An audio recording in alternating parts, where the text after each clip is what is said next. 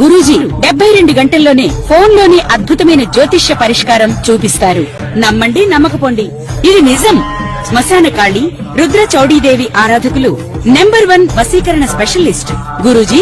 మనిషి పుట్టుక నుండి చనిపోయే వరకు వచ్చే అన్ని క్లిష్టమైన సమస్యలకు పరిష్కారం ఇక్కడ లభిస్తుంది. విద్య, ఉద్యోగం, వ్యవహారం, స్త్రీ ప్రేమ, పెళ్లి, సంతానం, స్త్రీ పురుష వశీకరణం, భూవశం, భార్యాభర్తల కలహాలు, కోర్టు సమస్యలు, విడాకుల సమస్యలు, చేతబడి, అప్పుల బాధ, ఇంకా మీకు ఎలాంటి సమస్యలు ఉన్నా 72 గంటల్లోనే. భద్రం కర్ణేభిః శృణుయామ దేవాః భద్రం పశ్యమాక్షభిర్చిత్రాః స్థిరైరంగైః తుష్టువాగం వ్యసేమ దేవహితం యదాయుః స్వస్తి ఇంద్రో వృతస్రవాः స్వస్తి నపూషా విశ్వవేదాः స్వస్తి నర్తాక్షో అరిష్ఠయేమిః స్వస్తి నో బృహస్పతి ధాతు శ్రీమహాగణాధిపతయే నమః శ్రీమహాసరస్వత్యై నమః శ్రీగురుభ్యో నమః. హరి ఓం.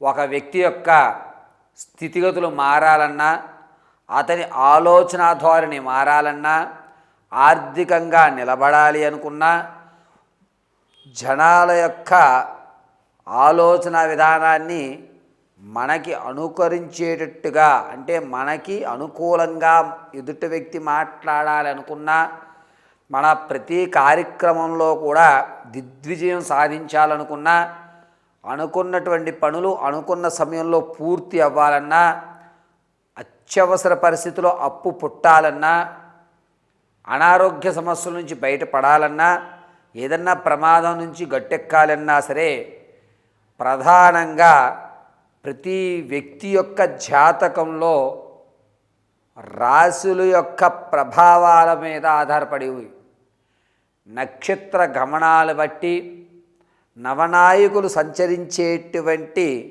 స్థితులు అనుసరించి ప్రధానంగా గురుడు, రాహువు, అదేవిధంగా రవి స్థానాలు ప్రతి మాసము కూడా మారుతూ ఉండడం వల్ల కుజుడు, రాహువు స్థానాలు గురుడు వక్రీభవనించి చూస్తూ చంద్ర యొక్క ఉచ్చస్థాన స్థితులను అనుసరించుకుని శని ఏలినాటి శని ప్రభావమా అర్ధాష్టమ శని ప్రభావమా అనేటువంటి విషయాక్తంలో ఇన్ని పరిశీలన గావించుకుని జాతకం అనేటువంటిది నిర్ణయించడం జరుగుతుంది.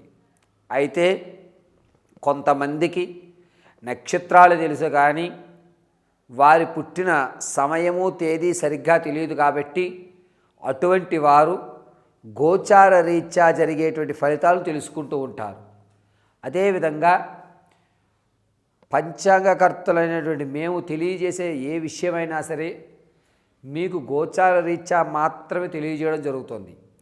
ఈ గోచార రీత్యా ఫలితాల్లో ఇప్పుడు మనం కుజుడు, రాహువు కలయిక అవ్వడం వల్ల మే వరకు కూడా మేషం మొదలుపెట్టుకుని మీనరాశి వరకు వారి యొక్క ఆలోచన ధోరణి ఏ విధంగా ఉండబోతోంది, ఆర్థికంగా ఈ ఉగాది తర్వాత అంటే మార్చి నుంచి ఏప్రిల్, మే 4వ తారీఖు వరకు కూడా వీరి యొక్క ఆలోచన, ఆర్థిక స్థితిగతి, ఉద్యోగ ప్రాప్తి, అదేవిధంగా వ్యాపారం చేసుకునేటువంటి అవకాశం, ఒకవేళ రియల్ ఎస్టేట్లో ధనం పెడితే అది లాభ్యపడుతుందా, లాభపడదా, ఈ పూర్తి విషయాలన్నింటినీ కూడా క్షుప్తంగా స్పీడ్గా చకచక మనం ఈ యొక్క ఎపిసోడ్లో మనం తెలుసుకుంటాం.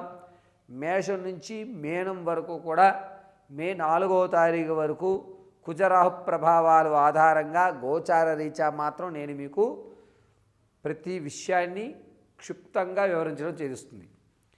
మీ వ్యక్తిగతమైన జాతకాన్ని తెలుసుకోవాలంటే కింద స్క్రోల్ అవుతున్న నెంబర్ని సంప్రదించండి. ఒకవేళ date of birth, time, place of birth లేని పక్షంలో మీ ఫోటో ఆధారంగా మేము అడిగేటువంటి 3 ప్రశ్నలకు మీరు సమాధానం చెప్పితే ఆ యొక్క గణాంక పరిమాణంగా మీ పూర్తి జాతకాన్ని, మీ సమస్యకు తగు పరిష్కారాన్ని ఖచ్చితంగా ఇవ్వడం జరుగుతుంది. దీంతో పాటుగా మీకు కూడా ఇంట్లో ధనం రావాలన్నా, మిమ్మల్ని ఒక కార్యక్రమానికి మీరు వెళ్ళినప్పుడు అక్కడ వాతావరణం అంతా మీకు అనుకూలమైన స్థితిగతుల్లో రావాలన్నా ఆరావాలి కుంకుమలు కానీ లేకపోతే శక్తివంతమైనటువంటి అమ్మవారి అర్చన శ్రీచక్ర అర్చన కుంకుమను కానీ మీకు అందిపించుకోవాలి అంటే ఈ కింద నెంబర్ని సంప్రదించండి. మీ అడ్రస్కి వాటిని అందించడం జరుగుతుంది. పరమేశ్వరార్పణం. తదుపరి మీనరాశి.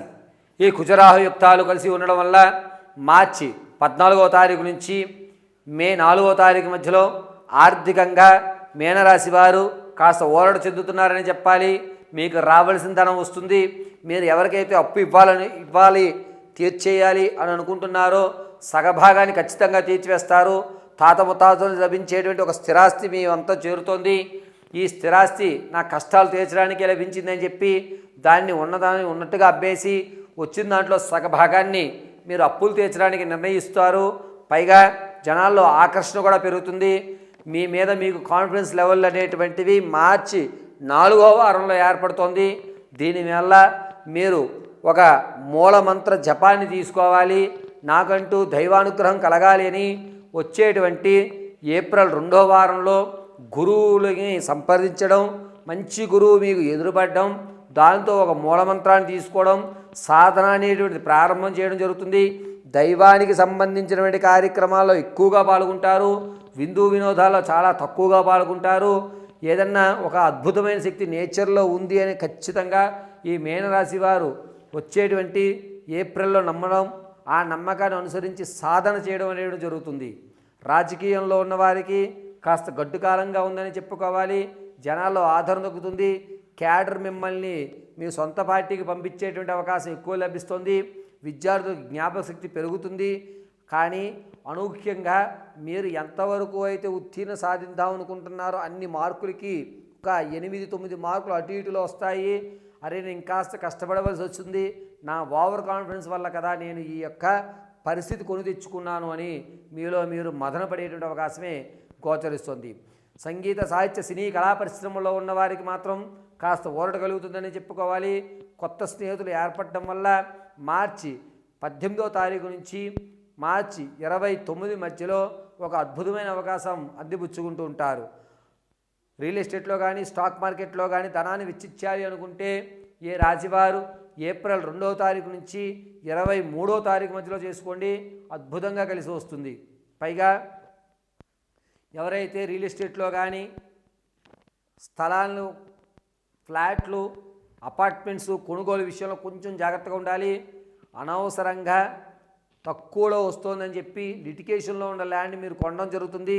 దీనివల్ల లేనిపోని తలనొప్పిని తెచ్చుకునే అవకాశం ఏప్రిల్ నెలలో జరుగుతుంది. కొంచెం ఆచి తూచి మీరు మీ నిర్ణయాన్ని తీసుకోండి.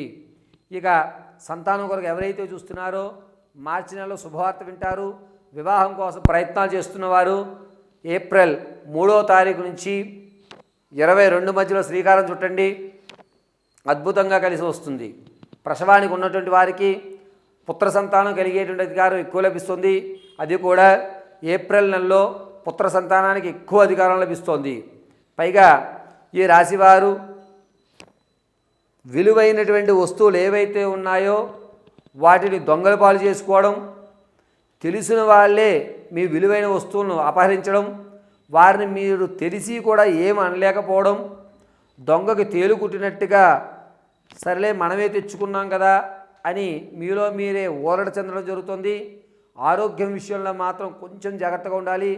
కిడ్నీకి సంబంధించిన వ్యాధులు కానీ లేదా హార్ట్కు సంబంధించి రక్తనాళాల్లో కొన్ని ఇబ్బందులు కలుగుతున్నాయి. కాబట్టి డాక్టర్ గారి పర్యవేక్షణలో ఉండండి. ఆహారం తీసుకునేటప్పుడు ఎటువంటి ఆహారం అయితే మీ శరీరానికి సరిపోతుంది అనే ఖచ్చిత ప్రణాళిక తీసుకోండి. లేనిపోని ఇతర ప్రదేశాలకు వెళ్ళి ప్రయత్నపూర్వకంగా ఆహారం తీసుకోవడం, దానివల్ల అనేకమైన ఇబ్బందులు జరగడం జరుగుతుంది.